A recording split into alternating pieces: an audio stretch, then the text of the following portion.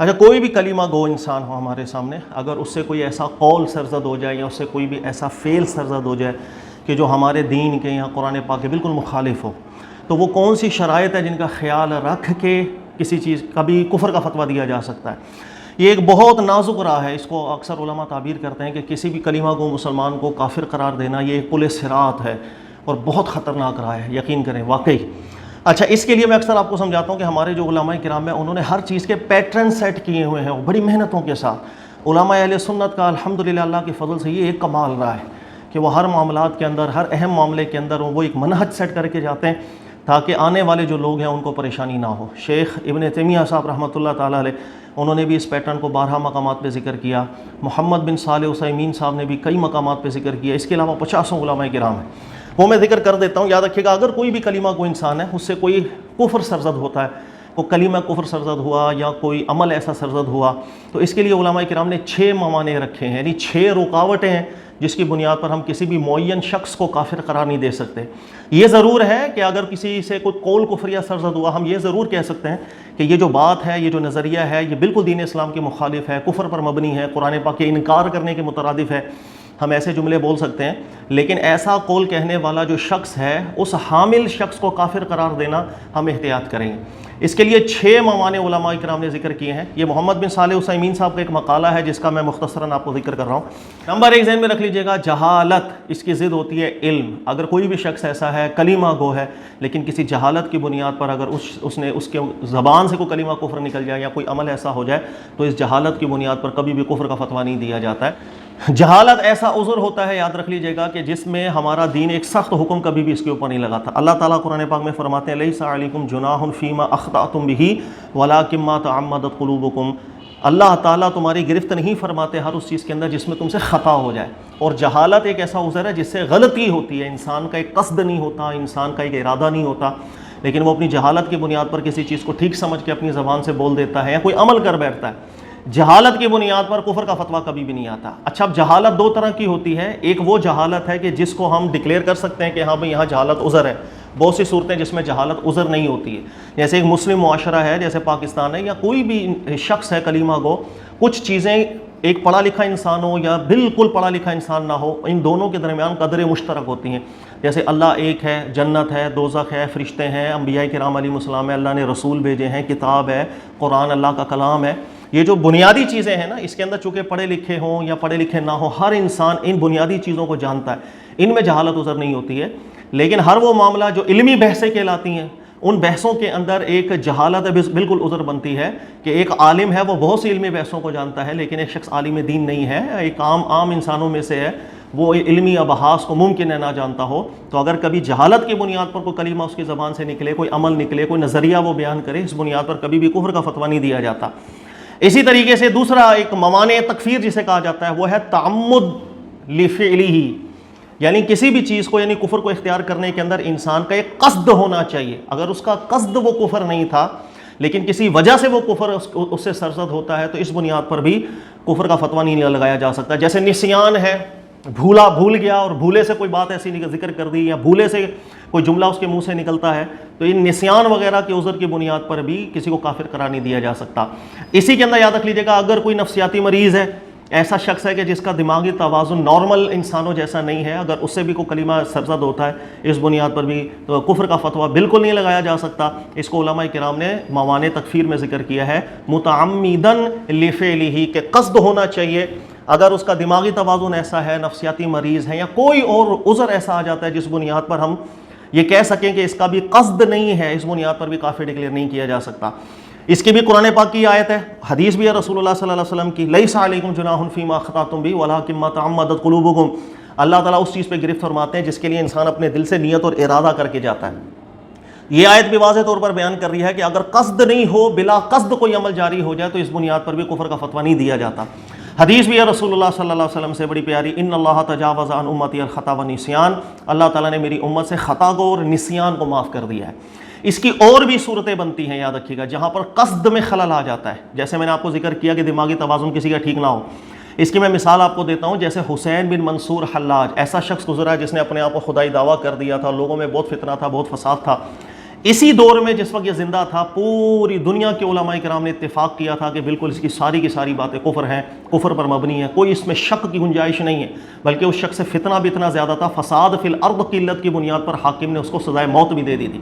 لیکن اس کے باوجود بھی محققین علماء کو آپ پڑھیں، جیسے شیخ الاسلام ابن تیمیہ صاحب کو، ان سے ایک سوال ہوا کہ کیا ہم یہ کہہ سکتے ہیں کہ حسین بن منصور حلاج اللہ کی بارگاہ میں بھی کافر تھا؟ تو آپ نے جواب دیا بظاہر کلمہ گو تھا، جتنی باتیں وہ کرتا تھا خدائی دعویٰ کی، یہ سب کفریات ہیں، ہم اس میں کوئی شک نہیں کریں گے، لیکن یہ شخص اللہ کی بارگاہ میں کافر ہوا، یعنی یہ فیصلہ ہم اس لیے نہیں کر سکتے ہیں کہ ممکن ہے اس کا دماغی توازن ٹھیک نہ ہو، نفسیاتی مریض ہو۔ دیکھیں بہت سے نفسیاتی امراض ایسے ہیں، آج کل تو بہت سائنس ترقی کر چکی ہے، اور آپ اس کو دیکھیں بہت سے نفسیاتی امراض ایسے ہیں کہ جس کے اندر انسان کو ایسے خیالات آتے ہیں کہ جیسے وہ خدا ہے، اس پر وحی آ رہی ہے، اس طرح کی بیماریاں بھی ہیں۔ تو شیخ الاسلام ابن تیمیہ صاحب نے یہی ذکر کیا کہ ممکن ہے کہ وہ کوئی دماغی مریض ہو، وہ اس بنیاد پر ایسی حرکتیں کر رہا ہو، اور وہ عذر اللہ کی بارگاہ میں مقبول ہو جائے، ہمیں معلوم نہیں۔ اس وجہ سے دل میں رکھ لیجئے گا کہ اگر کسی بھی وجہ سے قصد میں خلل آ جائے، اس معین شخص کو ہم اللہ کی بارگاہ کا کافر کبھی بھی ڈکلیئر نہیں کر سکتے، ہماری جرت ہے اگر کوئی شخص ایسا کرے۔ اس کی ایک اور مثال ہے کہ انسان میں کبھی کبھی کیفیت ایسی آ جاتی ہے، خوشی کی اتنی زیادہ کیفیت آ گئی کہ وہ دماغی تھوڑا سا توازن کھو بیٹھا، اس خوشی کے اندر زبان سے کوئی کلمہ جاری ہو گیا جو کلمہ کفر ہو۔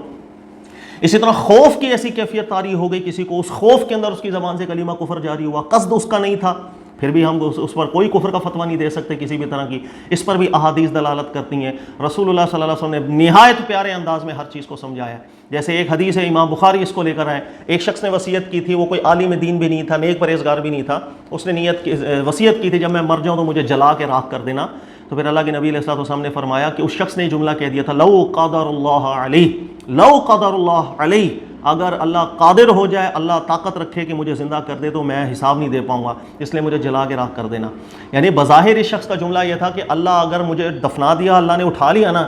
تو میں حساب کتاب نہیں دے پاؤں گا، مجھے جلا کے راکھ کر دینا، نہ اللہ طاقت رکھے کہ میں اٹھوں اس کی بارگاہ میں پیش ہو جاؤں اور میں کوئی حساب کتاب دوں۔ بظاہر یہ جملہ جو ہے اس کا اللہ کی قدرت کو چیلنج کر رہا ہے، کلمہ کفر بنتا ہے۔ رسول اللہ صلی اللہ علیہ وسلم فرماتے ہیں کہ اللہ نے اس کو جب زندہ کیا، اس سے بات پوچھی تو اس نے کہا اللہ تیرا خوف اس وقت اتنا طاری ہو گیا تھا، اس خوف کے اندر میں نے یہ جملہ کہہ دیا۔ اللہ نے اس کے اس عذر کو قبول کیا اور اس کی مغفرت بھی کی، اس کو معاف بھی کیا اللہ رب العزت نے۔ یہ واقعہ اللہ کے نبی علیہ الصلوۃ والسلام نے اس لیے سنایا کہ بہت دفعہ انسان کبھی کیفیتوں کے اندر جملہ کہہ دیتا ہے، خوف کی کیفیت میں، خوشی کی کیفیت میں۔ خوشی کی کیفیت کی مثال بھی اللہ کے نبی علیہ السلام نے ایک دفعہ ارشاد فرمائی کہ ایسے جیسے ایک شخص ہے صحرا کے اندر مرنے والا ہو گیا، کھانے پینے کی کوئی چیز نہیں، اور بالکل مرنے کے قریب ہے، اور اچانک اس کی آنکھ کھلی، اس نے سوچ لیا میں بس مرنے والا ہوں، اور اچانک اس کی آنکھ کھلے اور سامنے اس کا اونٹ ہے جس پر کھانے پینے کی سب چیزیں وہ مل جائے، اور یہ اتنا خوش ہو جائے اور خوشی کے اندر اس کے منہ سے درست بات نکلنے کے بجائے غلط بات نکل جائے۔ یعنی درست بات یہ کہ اللہ تو میرا رب میں تیرا بندہ، اس کے منہ سے یہ نکل جائے اللہ میں تیرا رب تو میرا بندہ۔ اس پر بھی کوئی کفر کا فتویٰ نہیں آئے گا، اس لیے کہ وہ ایک کیفیت تھی، اس کیفیت کے اندر اس کا نیت نہیں تھی، ارادہ نہیں تھا، لیکن غلط بات نکل گئی۔ بہرحال ان ممانعات کی اگر میں زیادہ تفصیل کروں گا تو بہت گھنٹوں پر مشتمل اس کی تفصیل ہو جائے گی، میں مختصراً ذکر کرتا ہوں۔ اسی طریقے سے اختیار ہونا چاہیے، اگر اکراہ کی صورت کے اندر کوئی گن پوائنٹ کے اوپر یا کسی جانی مالی اور نقصان کا شدید اندیشہ دے کر اگر کبھی کسی انسان کے منہ سے کلمہ کفر اگلوا لیا جائے، صورت پہ بھی کافر نہیں ہوتا۔ قرآن پاک کی آیت ہے الا من اکرہ وقلبہ مطمئن بالایمان، اگر کوئی حالت اکراہ میں چلا جائے اور پھر وہ اس کا دل مطمئن ہو ایمان پر، زبان سے کلمہ کفر بول دے گا تو اس پر کفر کا فتویٰ بالکل نہیں جایا جاتا۔ یہ بھی موانع تکفیر میں سے ایک سبب ہے۔ یہ حضرت عمار بن یاسر کے حوالے سے قرآن کی آیت ذکر کی جاتی ہے کہ نازل ہوئی تھی اور ان کو کفار مشرکین نے پکڑ لیا تھا، عمار بن یاسر کو نہایت شدید سزائیں دی تھی اور جان سے مارنے کا بھی خطرہ تھا، اور یہاں تک اسے کہا گیا تھا کہ تو رسول اللہ صلی اللہ علیہ وسلم کے لیے غلط جملے استعمال کر تو ہم تیری جان چھوڑ دیں گے۔ تو عمار بن یاسر نے دل سے راضی نہیں تھے لیکن جان بچانے کے لیے زبان سے جملے بول دیے۔ اللہ کے نبی علیہ السلام کی بارگاہ میں حاضر اور عرض کی کہ میں تباہ ہو گیا، میرا لٹ گیا سب کچھ۔ بھائی کیا ہوا یہ کہ جان بچانے کے لیے زبان سے میں نے ایسی باتیں کر دی تھیں اور آپ سے متعلق صلی اللہ علیہ وسلم میں نے نازیبہ باتیں کی۔ تو پھر نبی پاک علیہ السلام نے فرمایا اپنے دل کی بتا، دل قائم تھا ایمان پر یا نہیں؟ انہوں نے کہا دل مطمئن تھا۔ نبی علیہ السلام نے فرمایا کوئی حرج نہیں، پھر کوئی مسئلہ نہیں ہے۔ اسی پر قرآن کی آیت نازل ہوئی تھی۔ تو یہ چیزیں بھی دیکھنی پڑتی ہیں۔ اس کے علاوہ ایک موانع تکفیر جو چوتھا ہے وہ ہے تعویل، نہایت مشکل ہے یہ۔ تعویل کا مطلب یہ ہے کہ اگر کوئی بھی شخص ایسا ہے وہ کسی نظریے کا حامل ہے اور وہ نظریہ عند تحقیق بظاہر ہمیں قرآن کے مخالف ہی کیوں نہ لگ رہا ہو، صریح مخالف ہی کیوں نہ لگ رہا ہو، قطعیات کے مخالف بھی کیوں نہ لگ رہا ہو، لیکن ایک استدلالی شبہ پیدا ہو گیا، اور وہ استدلال کی بنیاد پر ایک نقطہ رکھتا ہے، اس بنیاد پر کبھی بھی کافر ڈکلیئر نہیں کیا جا سکتا۔ یہ بہت گہرا مفہوم ہے، اس لیے کہ صحابہ اکرام کے دور سے لے کر یہ جو پیٹرن ہے یہ سیٹ چلتا ہوا آ رہا ہے۔ استدلالی غلطی کی بنیاد پر کبھی بھی کفر کا فتویٰ نہیں دیا جا سکتا۔ استدلالی غلطی مطلب جسے اجتہادی خطا کہتے ہیں، ہر وہ مسئلہ جس میں اجتہاد کی راہ نکلتی ہوگی، چاہے وہ نظریہ غلط ہو، چاہے بظاہر کفریہ لگ رہا ہو، قرآن کے اپوزٹ لگ رہا ہو، لیکن ہم کافر ڈکلیئر نہیں کر سکتے۔ اس کی کئی مثالیں موجود ہیں، جیسے حضرت قدامہ بن مظعون صحابی رسول ہیں صلی اللہ علیہ وسلم، انہوں نے شراب کو حلال ڈکلیئر کیا تھا۔ رسول اللہ صلی اللہ علیہ وسلم کے بعد وہ قرآن کی ایک آیت پڑھتے تھے، اور قرآن کی وہ آیت یہ ہے لیس علی الذین آمنوا وعملوا الصالحات جناح فیما طعموا اذا ما اتقوا۔ وہ کہتے تھے کہ اس آیت نے منسوخ کر دیا، اللہ نے پہلے شراب کو حرام کر دیا تھا، اس کے بعد اللہ نے فرمایا جو ایمان والے ہیں اور عمل صالح کرتے ہیں، ان کا نیک اعمال بھی کرتے ہیں، نیک اعمال چھوڑے نہیں ہیں انہوں نے، تو ان پر کوئی گناہ نہیں، فیما طعموا، وہ کچھ بھی کھا پی لیں، اذا ما اتقوا، تقوی اگر ان کے دل کے اندر ہو۔ تو قدامہ بن مظعون صحابی کا یہ موقف تھا کہ شراب حلال ہو چکی ہے، پہلے حرام تھی، اگر انسان ایمان والا ہے، نیک اعمال کرتا ہے، تو اب اس کے لیے شراب پینے میں مسئلہ نہیں۔ دیکھیں آج ہمارے یہاں ایک نظریہ ہے کہ حرام قطعی کے حلال کہنا کفر ہے، یہ بالکل کفر ہوتا ہے کہ جو واضح طور پر قرآن نے حرام کیا میں حلال کو، تو قرآن کے اپوزٹ کھڑا ہو جاتا ہوں۔ لیکن ایک استدلالی شبہ لاحق ہو رہا تھا ایک صحابی کو، اس بنیاد پر صحابہ نے میں سے کسی نے بھی ان کو کافر قرار نہیں دیا، بلکہ حضرت عمر فاروق نے ان کو بٹھایا، بلایا، دیگر جید صحابہ کرام کو بھی بٹھایا، ایک علمی ڈیبیٹ ہوئی تھی، مناظرہ ہوا تھا۔ قدامہ بن مظعون کو سمجھایا گیا تھا اچھے طریقے سے وہ کہاں استدلالی غلطی کر رہے ہیں۔ جس وقت ان کو پتہ چل گیا وہ متنبع ہو گئے، انہوں نے کہا ہاں یار یہ تو مجھ سے غلطی ہو رہی تھی، پھر انہوں نے اس موقف کو چھوڑ دیا تھا۔ لیکن اس بنیاد پر کہ انہوں نے شراب کو حلال کر دیا، اللہ نے حرام رکھا، کسی نے بھی کافر قرار نہیں دیا تھا، اس لیے کہ جہاں استدلالی شبہ پیدا ہو جائے، اجتہاد اور استدلال کی بنیاد پر کوئی ایک نقطہ رکھے، یہاں کا کفر کبھی بھی نہیں آتا۔ یہاں صرف یہ ڈیبیٹ ہوتی ہے کہ آپ کا استدلال ٹھیک ہے یا آپ کا استدلال غلط ہے، یہ اجتہادی غلطی ہے یا اجتہادی درستگی ہے۔ لیکن اس میں ایک چیز کا خیال رکھنا پڑتا ہے، مسئلہ اجتہادی نوعیت کا بنتا ہو، لغت عربی اس کو متحمل ہوتی ہو، یہ تمام چیزیں جو اجتہادی مسائل کے اندر ضروری ہیں وہ ہونی چاہیے۔ ایسا نہیں ہے کہ کوئی بھی بندہ کھڑا ہو کے بولے اللہ نے فرمایا قل هو اللہ احد، اس احد سے مراد دو ہیں، اللہ دو ہیں، ایسے مسئلے اجتہادی نہیں ہوتے ہیں کہ جہاں پر نہ لغت متحمل ہو رہی ہے، نہ وہ معنی متعین ہو سکتا ہے، نہ قرائن ہے، اپنی طرف سے ہر چیزیں نہیں اجتہاد ہوتی۔ ہاں جہاں شبہ استدلال کا لگ سکتا ہے، اس بنیاد پر کسی نے کوئی نظریہ قائم کیا، بالکل کفر نہیں آتا۔ یہ اتنا زبردست معنی تکفیر ہے، یاد رکھ لیجئے گا کہ انتہا ہے۔ امام احمد بن حنبل رحمۃ اللہ تعالیٰ علیہ کے دور میں جہمی فتنے تھے، معتزلی فتنے تھے، انہوں نے اتنے غلط نظریات کے استدلالات کیے ہوئے تھے جس کی انتہا نہیں ہے، ہر بندہ جانتا ہے، یہاں تک کہ امام احمد بن حنبل نے بہت سے نظریات کو کفر قرار دیا، لیکن اس کے باوجود امام احمد بن حنبل رحمۃ اللہ تعالیٰ علیہ نظریات کو کفر کہنے کے ان کے پیچھے نماز بھی پڑھا کرتے تھے، حج بھی ان کے ساتھ کیا کرتے تھے، اور جب یہ ان کا کوئی قافلہ جہاد کے لیے جا رہا ہو اس کی تائید بھی کیا کرتے تھے۔ اس کو شیخ ابن تیمیہ صاحب نے ذکر کیا، اور حوالہ آپ کے سامنے آ رہا ہوگا، پڑھیے گا۔ امام احمد بن حنبل سے لوگوں نے پوچھا بھی تھا، سوال بھی کیا تھا کہ حضرت آپ تو ان کے نظریات کو کفر کہتے تھے، انہوں نے کہا بالکل یہ نظریات کفر ہیں، لیکن یہ لوگ کلمہ گو ہیں اور ان کے اہل علم استدلالی شبہ اور غلطی کر رہے ہیں، یہاں پر اس غلطی کی بنیاد پر یہ نظریہ رکھ رہے ہیں، اپنے تائیں وہ قرآن سے ہی قرآنی نظریے کے اوپر کھڑے ہیں۔